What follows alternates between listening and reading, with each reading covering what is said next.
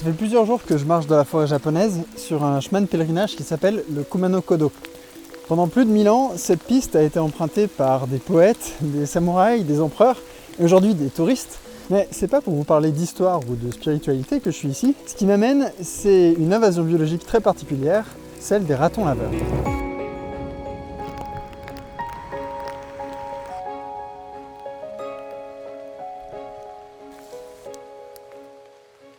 En 1963, l'écrivain Sterling North sort un livre dans lequel il raconte son enfance très particulière à la campagne du Wisconsin, accompagné d'un raton laveur de compagnie nommé Rascal.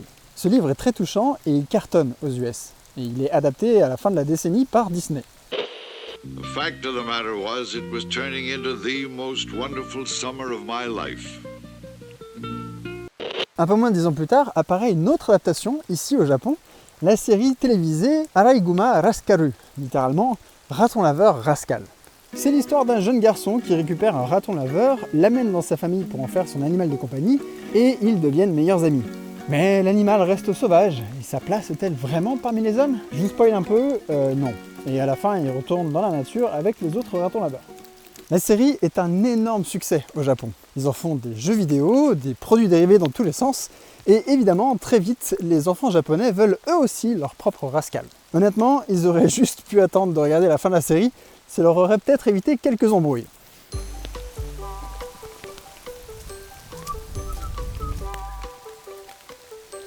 À la fin des années 70, plus de 1500 ratons laveurs étaient importés chaque année pour des familles japonaises. Au début très mignons, les adultes devenaient de véritables catastrophes ambulantes dans les maisons proprettes du Japon, où ils semaient le chaos. Les parents japonais ont fini par être contraints d'expliquer à leurs enfants ce que la série télévisée essayait de leur dire depuis le début, et ils sont allés faire un petit tour à la campagne pour se débarrasser de ces animaux trop mignons, mais un peu turbulents. Et c'est comme ça que les ratons laveurs ont terminé ici, dans la nature japonaise, à des milliers et des milliers de kilomètres de leur environnement natal.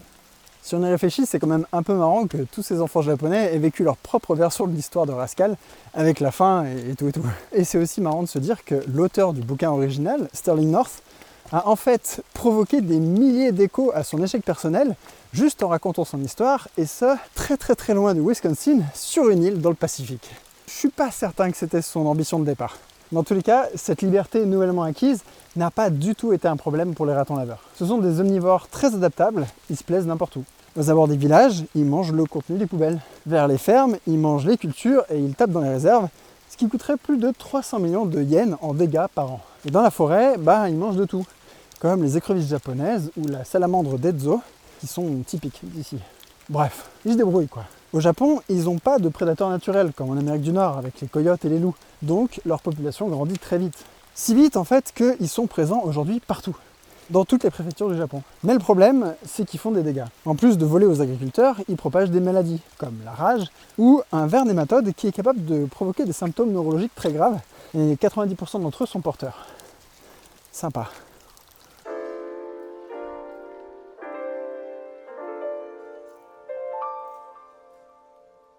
Ils abîment aussi les bâtiments historiques et on estime que plus de 80% des temples du Japon ont subi l'impact des ratons laveurs. Les édifices sont en bois ancien, les décorations sont en papier ou en tissu et les petits animaux trop mignons adorent étaler leurs excréments partout. Bref, ils foutent le bordel dans le pays le mieux rangé du monde.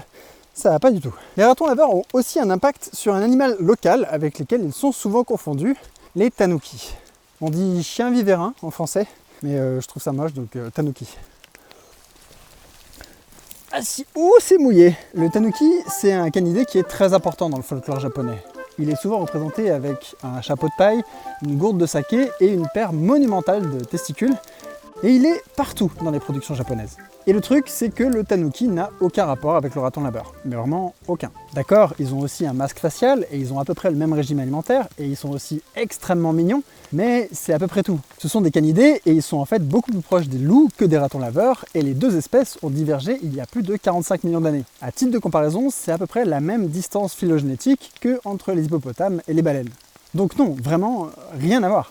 Les tanuki vivent assez mal la compétition avec les ratons laveurs américains et ils se font en fait repousser dans les zones les moins favorables écologiquement. Encore une victime des ratons américains.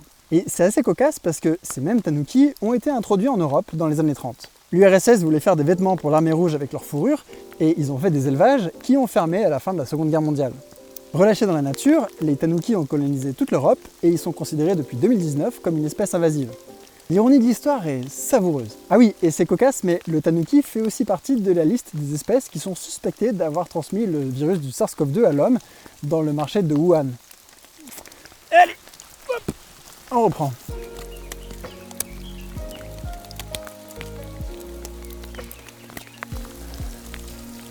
En Amérique, la population de ratons laveurs a été multipliée par 15 ou 20 depuis la fin de la Seconde Guerre mondiale. En Allemagne, ils ont été introduits dans les années 40 et en seulement 60 ans, ils sont passés de 0 à 1 million.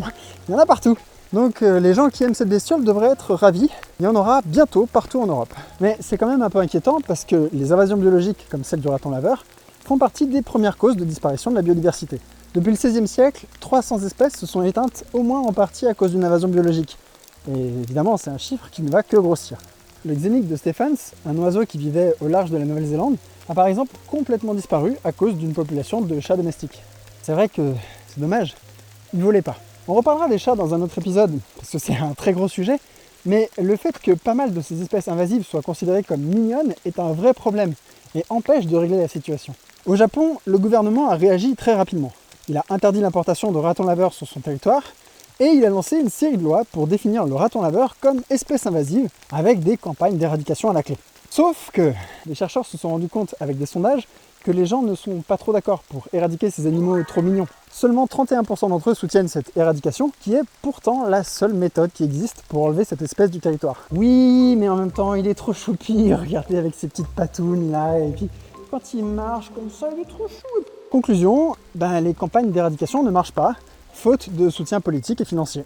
Tant pis pour les tanouki, ils ont qu'à s'adapter. Et il y a en fait énormément d'exemples similaires, mais vraiment plein. Les petits lapins trop mignons d'Australie qui ravagent les écosystèmes, j'en avais déjà parlé dans un autre épisode, les écureuils gris en Angleterre, importés pour faire joli dans les parcs, et qui remplacent aujourd'hui les écureuils roux natifs, etc., etc.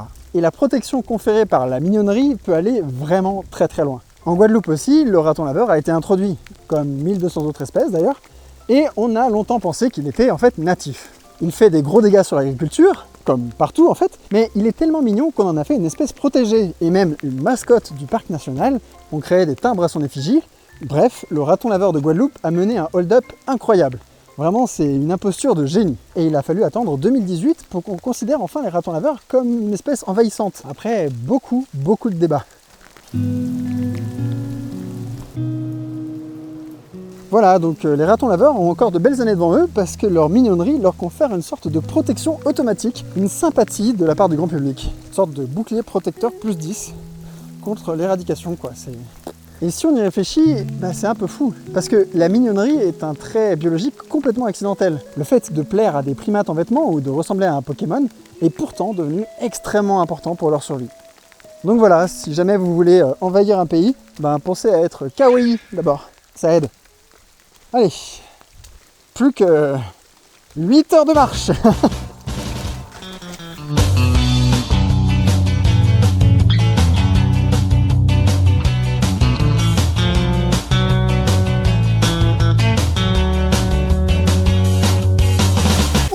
Oh putain, je vais me péter la gueule. Je vais éteindre ma caméra, je crois. À la prochaine.